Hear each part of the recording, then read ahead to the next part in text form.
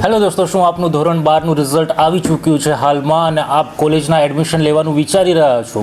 તો કોલેજનું એડમિશન કેવી રીતે લેવું, ઓનલાઈન પ્રોસેસર કેવી રીતે ફોલો કરવી, કારણ કે વર્ષ 2024થી education department government of Gujarat દ્વારા દરેક કોલેજીસના એડમિશન હાલમાં ઓનલાઈન અવેલેબલ છે, એટલે કે આપે ઓનલાઈન જ એડમિશન લેવા પડશે. કોલેજમાં રૂબરૂ જઈને આપ એડમિશન નથી લઈ શકતા દોસ્તો.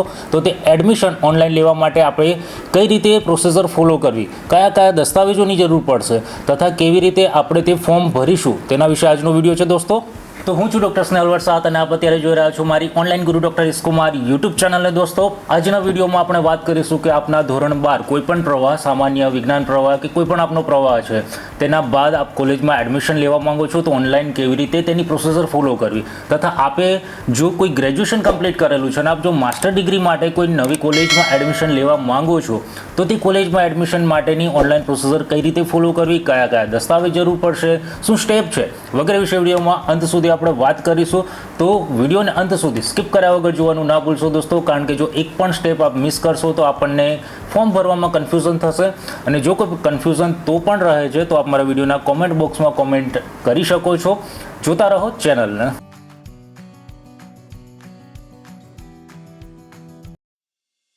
સૌથી પહેલા આપણા કોમ્પ્યુટરની અંદર કોઈ પણ બ્રાઉઝરને ઓપન કરીશું. અહીં ક્રોમ બ્રાઉઝર ઓપન કરી ગૂગલ સર્ચ એન્જિનની અંદર હું ટાઈપ કરીશ GCAS રજિસ્ટ્રેશન. GCAS ટાઈપ કરતા આપણને ગૂગલનું સર્ચ રિઝલ્ટ કંઈક આ રીતનું જોવા મળે છે. અહીં પહેલાને જ આપણે ટીક કરીશું. પહેલી જે છે તે લીગલ વેબસાઇટ છે ગુજરાત કોમન એડમિશન સર્વિસની. એનું જે ફ્રન્ટ પેજ છે તે આપણને કંઈક આ રીતનું જોવા મળે છે. આપ જોઈ શકો છો ફ્રન્ટ પેજને. અહીં આપણે ઓલરેડી રજિસ્ટર્ડ ઉપર હવે જવાનું છે. લાસ્ટ વિડીયોમાં આપણે કેવી રીતે રજિસ્ટ્રેશન કરવું તે આપણને ઓલરેડી શીખવાડી દીધું છે. હવે અહીં આપની લોગિન ડિટેલ અહીં નાખવાની છે, યુઝર આઈડી અને પાસવર્ડ અને કેપ્ચા કોડ. કેપ્ચા કોડ જે બોક્સમાં આપ્યું છે તેની મદદથી આપણે સાઇન ઇન ઉપર ટિક કરવાનું છે. સાઇન ઇન ઉપર અહીં હું ટિક કરું છું. સાઇન ઇન કરતાં જ આપણને આપણી પ્રોફાઇલ જોવા મળશે. અહીં જોઈ શકો છો કે આપણી પ્રોફાઇલ છે. પ્રોફાઇલ કેવી રીતે આપણે ફિલ કરવી તે લાસ્ટ વિડીયોમાં મેં બતાવ્યું છે. આજે ડાયરેક્ટ એકેડેમિક ઉપર આપણને હું લઈ જઈશ કે એકેડેમિક ડિટેલ કેવી રીતે આપણે ફિલ કરવાની છે.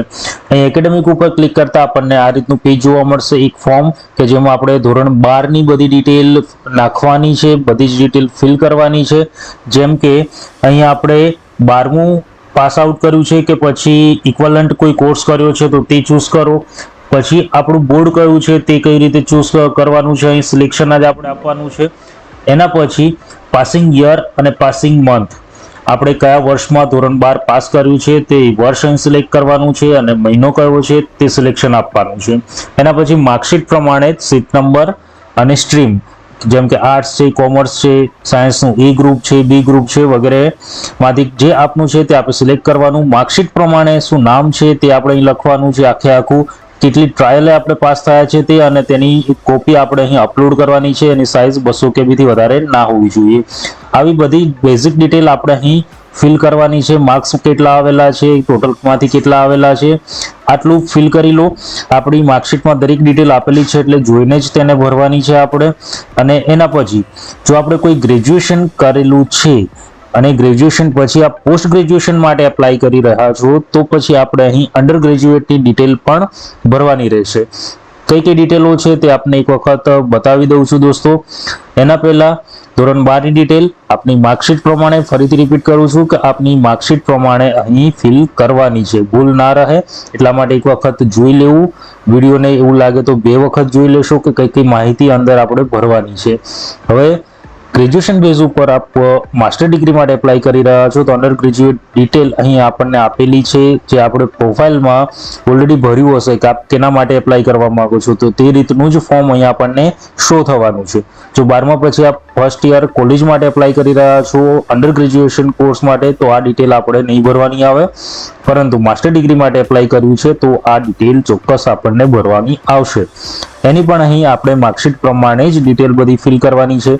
જેમ કે આપની યુનિવર્સિટી કઈ હતી, આપનો કોર્સ કયો કરેલો છે, પાસિંગ યર કયું હતું, પાસિંગ મંથ કયું હતું, સીટ નંબર કયો હતો, આપણને કયો ક્લાસ આવ્યો છે, ફર્સ્ટ ક્લાસ ડિસ્ટિંક્શન આવેલું છે, ફર્સ્ટ ક્લાસ, સેકન્ડ ક્લાસ કયું આવેલું છે, અને તેની માર્કશીટનો ફોટોકોપી 200 KB સાઇઝથી વધે નહીં તે રીતે આપણે અહીં અપલોડ કરવાનું રહેશે. અંડર ગ્રેજ્યુએશનનું યર અથવા તો સેમેસ્ટર વાઇઝ દરેકની માર્કશીટની ડિટેલ પણ આપણે અહીં અંદર નાખવાની છે. 1 બાય 1, જેમ કે 6 સેમેસ્ટર આપણા જો છે ગ્રેજ્યુએશનમાં, તો ફર્સ્ટ સેમેસ્ટરની અંદર આપણું શું ડિટેલ હતી, જેમ કે કેટલા માર્ક્સ મેળવ્યા, આપણે કેટલામાંથી મેળવ્યા છે, તે ડિટેલ અહીં આપણે ભરવાની છે. આટલી ડિટેલ ભર્યા પછી આને 7 નેક્સ્ટ આપણે કરવાનું રહેશે. એક વખત ફોર્મ જોઈ લેશો. આટલી ડિટેલ કર્યા પછી આપણે 7 નેક્સ્ટ કરવાનું રહેશે. અને લાસ્ટમાં આપણે અહીં ડોક્યુમેન્ટ અપલોડ કરવાના રહેશે, એટેચમેન્ટ, કે જેની અંદર અહીંયા લિસ્ટ આપ્યું છે એમાંથી જે લાગુ પડતું હોય તે ડોક્યુમેન્ટ આપણે અપલોડ કરવાનું છે. યાદ રહે 200 KB થી સાઇઝ વધે નહીં તે રીતે અપલોડ કરવાનું છે અને પછી 7 નેક્સ્ટ આપણે આપીશું. 7 નેક્સ્ટ આપતા આપણને સક્સેસફુલી અહીંયા અપલોડેડ બધું લખેલું આવી જશે, આપણી ડિટેલ સેવ થયેલી. હવે અહીં આપણે ચોઇસ ફિલિંગ કરવાની છે. ચોઇસ ફિલિંગની અંદર આપણે અહીં કોર્સ આપેલો છે કે કયા કોર્સમાં આપ એડમિશન લેવા માંગો છો. તો આપણે કાળજીપૂર્વક જે પણ કોર્સમાં એડમિશન લેવા માંગતા હો તેને સિલેક્શન કરવાનું છે અને એની બાજુમાં યુનિવર્સિટીનું નામ આપ્યું છે કે આમાંથી આપ કઈ યુનિવર્સિટીમાં એ કોર્સ કરવા માંગો છો. તો આટલું કરીને આપ ફિલ્ટર કરી શકો છો. અહીં જેટલું લાલ ફૂદડીથી છે તેટલું આપણે સિલેક્શન ફરજિયાત આપવાનું છે.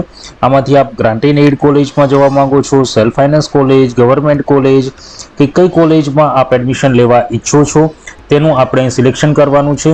કોર્સના નામ અહીં ઓલરેડી બધા આપેલા જ છે. તો આમાંથી આપણે જે કોર્સમાં એડમિશન લેવું છે તે કોર્સનું માત્ર સિલેક્શન કરવાનું છે. આટલું સિલેક્શન કરશો એટલે બાજુમાં એપ્લાઇડ ફોર ચોઇસીસ લખેલી છે તે આપણને અહીં બતાવશે. જેટલી ચોઇસીસ કરશો તેટલી ચોઇસ આપણને રાઈટ સાઈડમાં જે બોક્સ આપ્યું છે અત્યારે જે ટોટલ ચોઇસ 0 બતાવી રહ્યું છે તે આપણને દરેક ચોઇસ વારાફરતી બતાવશે. આમાંથી આપણે સિલેક્શન આપવાનું છે એટલે બાજુમાં બતાવશે અને એ પ્રમાણે આપણું આગળ ચોઇસ ફિલિંગની પ્રક્રિયા ચાલવાની છે. સર્ચ ઉપર ટિક કરીશું એટલે આપણને દરેક કોલેજ બતાવવાની છે.